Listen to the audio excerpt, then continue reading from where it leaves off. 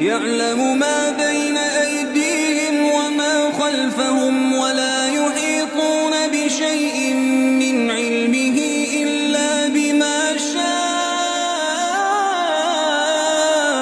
وسع كرسيه السماوات والأرض ولا يئوده حفظهما وهو العلي العظيم